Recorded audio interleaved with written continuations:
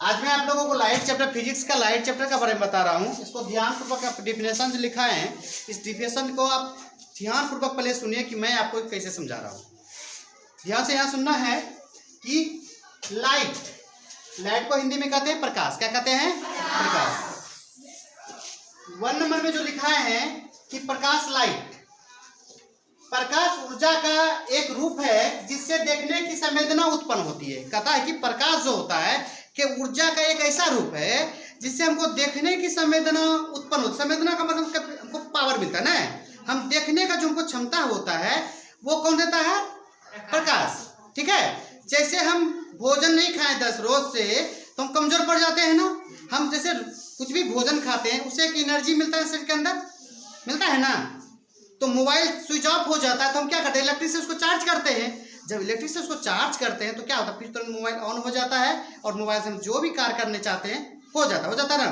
तो हमारा इस तरह की ये जो आँख है, तो आँख को अपना प्रकाश नहीं होता है। यहाँ ध्यान से सुनो कि आँख जो होता है मेरा, इसको आँख को अपना रोशनी नहीं है कि किसी भी ऑब्जेक्ट को देख सके। समझ गई बात को? ये जो हमारा आँख है इसको अपना पावर नहीं है कि हम देख सके किसी को। ये क्लियर हो जाओ। आँख हमको देखने की अपने आँख से लाइट नहीं निकलती है। समझ गए ना?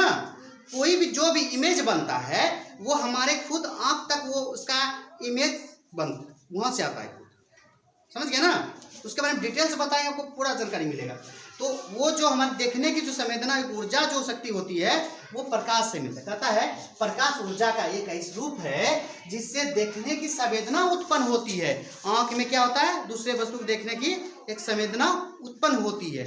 जैसे भी लाइट बंद हो जाए हम देख पाएंगे? नहीं देख पाएंगे ना।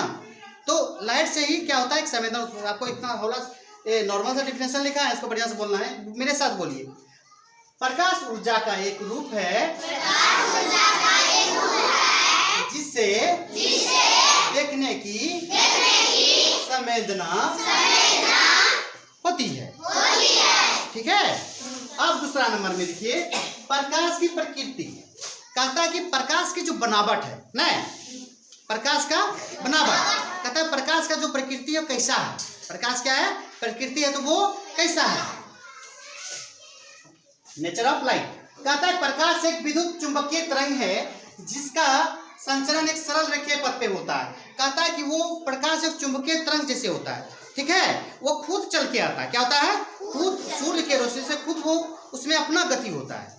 उसमें क्या होता है? चुंबकीय तरंग होता है, उसमें एक अपना गति होता है और वो जो चलती है प्रकाश एक क्या होता है? यहाँ देखिए रेखीय पथ में इसे सीधा चलता है। ठीक है। जैसे सूर्य, ये सूर्य है, इससे प्रकाश जब आती है रेखीय पथ पे एकदम डायरेक्ट आता है। समझ गए ना?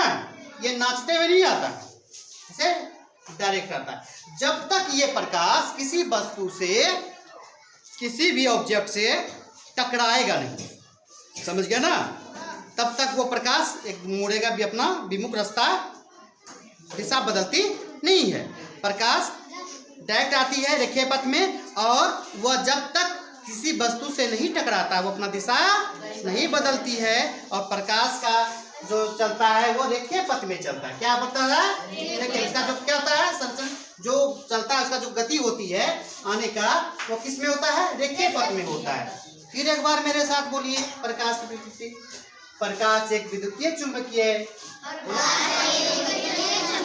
तरंग है जिसका संचरण सरल रेखीय पथ में होता है। ठीक है। अब आप तीसरा नंबर में लिखा है दीप्त वस्तुएं। क्या लिखा है? दीप्त वस्तुएं। अब दीप्त वस्तुएं क्या है पहले आपको ध्यान से देखिए।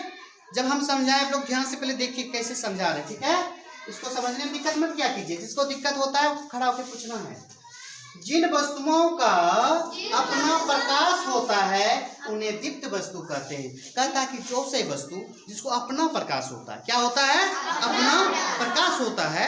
जैसे स्वयं से अपने शरीर से रोशनी निकलता है, प्रकाश। समझ गए ना बात को? जैसे जो वस्तु अपने शरीर से प्रकाश उत्सर्जित करता है, यानी बाहर निकलता है, उसे दीप्त वस्तु बोलते हैं। क्या बोलेंगे? दीप्त वस्तु बोलते हैं। समझ गए ना? जैसे आप कौन कौन से वस्तु से प्रकाश निकलते हुए देखे हैं? सूर्य से देखे हैं? तारे से?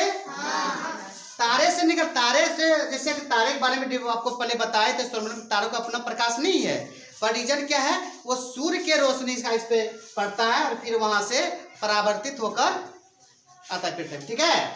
पर ये दीप्त वस्तु में ही आ जाता है, रात में उसको प्रकाश देता है, जिसे सूर्य, तारे, जलती हुई मोमबत्ती, जलता बल्ब, ये सब क्या है, दीप्त वस्तु। इसके अलावा और बहुत सारा वस्तु है। आप देखिए अदीप्त वस्तु क्या है, अदीप्त वस्तु, जिन वस्तुओं का अपना प्रकाश नहीं होता है उन्हें अदीप्त वस्तु कहते हैं। तथा ऐसा वस्तु जिनका उनके पास अपना प्रकाश नहीं होता है, यानी वो अपने से प्रकाश उत्सर्जित नहीं कर सकता है, समझ गया ना, उसे वस्तु को बोलेंगे अदीप्त वस्तु।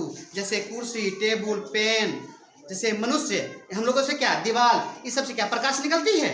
नहीं। जिन वस्तुओं से प्रकाश नहीं निकलती है, उत्सर्जित नहीं होती है, उसे क्या बोलेंगे, अदीप्त वस्तु। और साधारण बोलेंगे जिन वस्तुओं के पास अपना प्रकाश नहीं होता है उनके पास, तो अदीप्त वस्तु। समझने में जरा सा प्रॉब्लम है? तो यहाँ ध्यान से देखिए चौथा नंबर, प्रकाश की किरण। प्रकाश की किरण किसी दिशा में प्रकाश के सरल रेखीय पथ को किरण कहते हैं। प्रकाश की किरण क्या कहते हैं? किसी दिशा में प्रकाश के सरल रेखीय पथ को किरण कहते हैं। जैसे प्रकाश गुजर रही है, नहीं, प्रकाश आ रही, उसको बोलेंगे किरण। क्या बोलेंगे? किरण। प्रकाश की किरण क्या बोलेंगे? प्रकाश की किरण। जैसे आप सूर्य की ओर आप देखते हैं तो वहां से डायरेक्ट जो आपको वो जो प्रकाश पड़ती है आंख पे चोट रहता है, वो प्रकाश की किरण है। क्या है? प्रकाश की किरण। अब सूर्य की ओर डायरेक्ट एक बार देख सकते हैं अधिक देर तक? नहीं ना, तुरंत आंख चुने, वो प्रकाश की किरण डायरेक्ट आपकी आंख पर पड़ती है, रेटिना, ठीक है। वो उसको क्या बोलेंगे?